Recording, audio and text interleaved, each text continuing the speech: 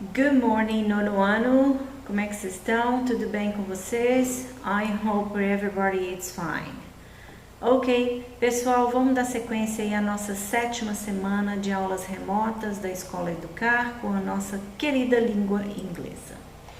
Hoje a gente vai falar sobre mais 2 verbos modais, dando sequência aí ao capítulo 3 do volume 2 da apostila Bernoulli de vocês. E hoje a gente vai falar de 2 verbos modais, um bastante usado, que é o should, e o outro nem tão usado assim, que é o ought to. Tá? Ele vai aparecer mais num contexto mais formal, e aí a gente vai ver como é que funciona, ok? Então, pegando o gancho lá da última aula, que a gente estava falando sobre modal verbs, a gente vai continuar aí, e eu vou dar então mais uma definição sobre o modal verbs para a gente poder ficar afinadinho aí. Os modal verbs, também chamados de verbos auxiliares modais, são verbos especiais que se comportam de maneira irregular no inglês. Eles são diferentes por indicar modalidade. Dão informações adicionais sobre a função do verbo principal da oração que o seguem e tem uma grande variedade de funções comunicativas, tá bom? Vamos ver as características mais comuns aí dos modal verbs. Eles são seguidos do verbo principal da ação no infinitivo sem o to, sem a partícula to. Então, por exemplo, can drive a car. I can drive a car. Drive, e aí vem, está no infinitivo, então vem depois de can drive, ok? Eu estou falando no presente, I can drive a car, mas eu posso falar no passado, I could drive a car.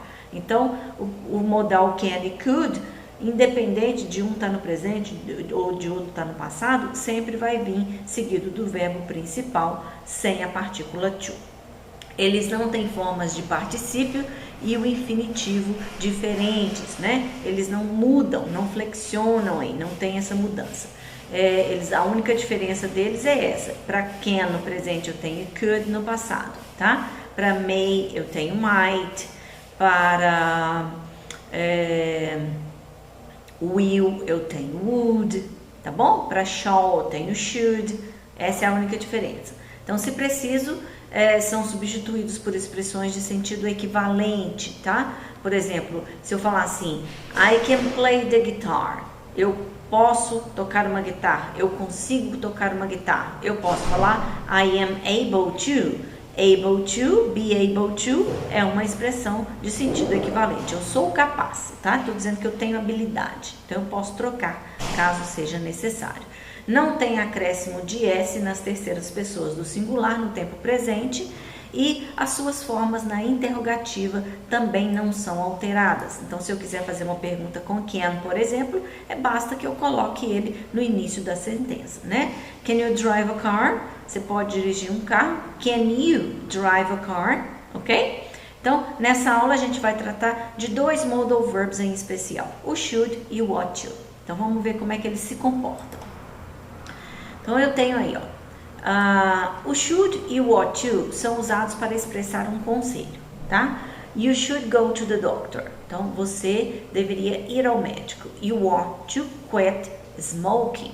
Então, você deveria parar de fumar, tá? You ought to quit. Então, ought, eu não vou pronunciar o G, eu não vou pronunciar o H, eu não vou, e esse T final eu junto com o T da partícula to.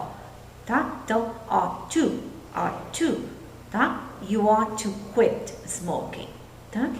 Então, olha só, o should, a pronúncia dele bem sequinha, tá? Eu não vou pronunciar nem o O nem o L, é como se eu falasse assim, ó, should, tá? Então, vamos lá na forma afirmativa, como é que vai ficar? Qual é a estrutura? Sujeito mais should, mais o verbo no infinitivo sem o to, mais o complemento. Exemplo, you should brush your teeth. Você deveria escovar os dentes, tá? Então, o should, ele sempre vai trazer essa coisa do deveria, de conselho, tá bom?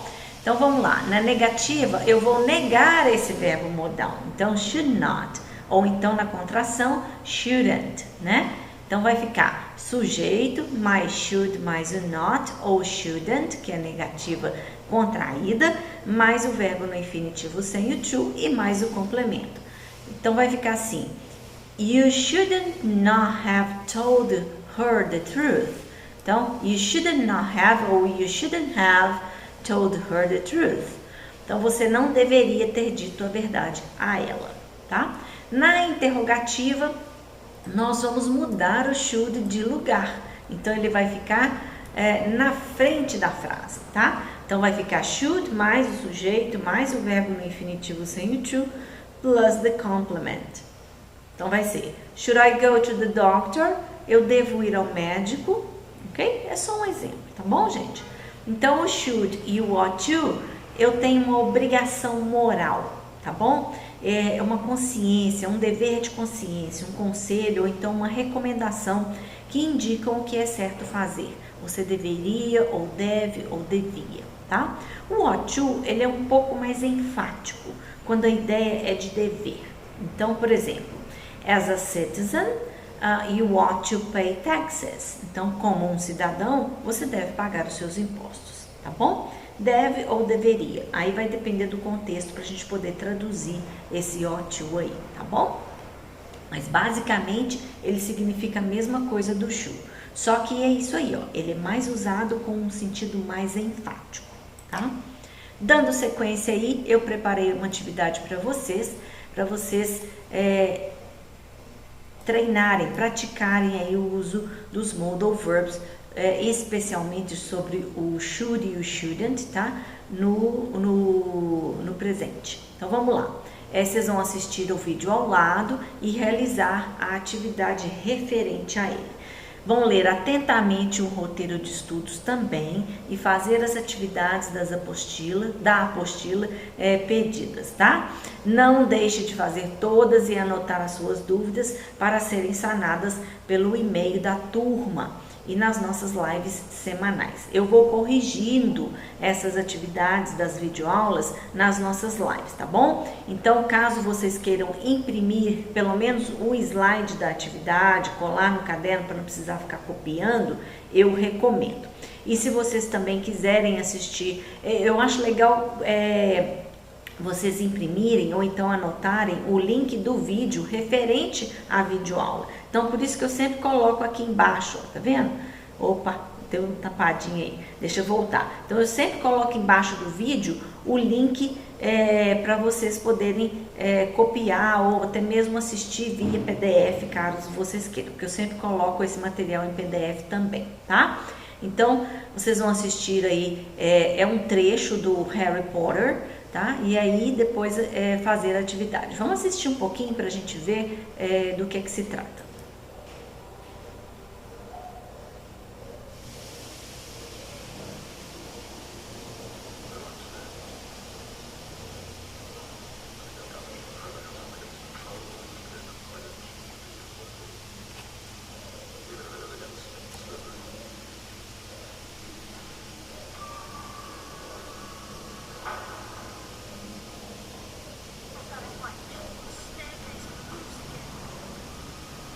Eu vou interromper aqui, gente, porque o som tá baixinho. Deve ter sido na hora que eu peguei, que eu marquei aqui no meu computador, que eu acabei reduzindo o som um pouquinho por causa do barulho externo aqui para gravar para vocês. Mas independente disso, vocês vão poder assistir. Então veja bem, o should ou shouldn't aí nesse caso está seguido do present perfect, tá? Mas não é que ele está seguido do present perfect na sequência da frase, não. Tá? É o tempo verbal da frase em si, ok? Então aí vocês vão ver lá direitinho como é que tá funcionando aí e para poder fazer a atividade. Então vamos dar sequência aqui, vamos ver qual atividade que é. Então eu tenho aí os modal verbs, tá? Que eu tinha separado, né? Do should ou shouldn't.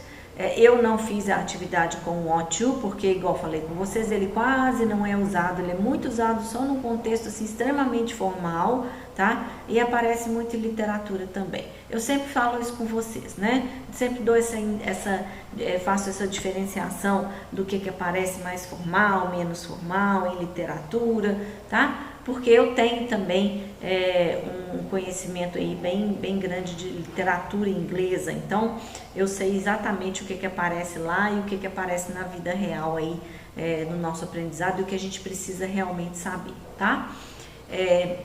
Então, vocês vão colocar as palavras em ordem na primeira, na segunda e na terceira e na sétima, tá? Elas estão assim, meio... vocês vão fazer um unscrabble, né?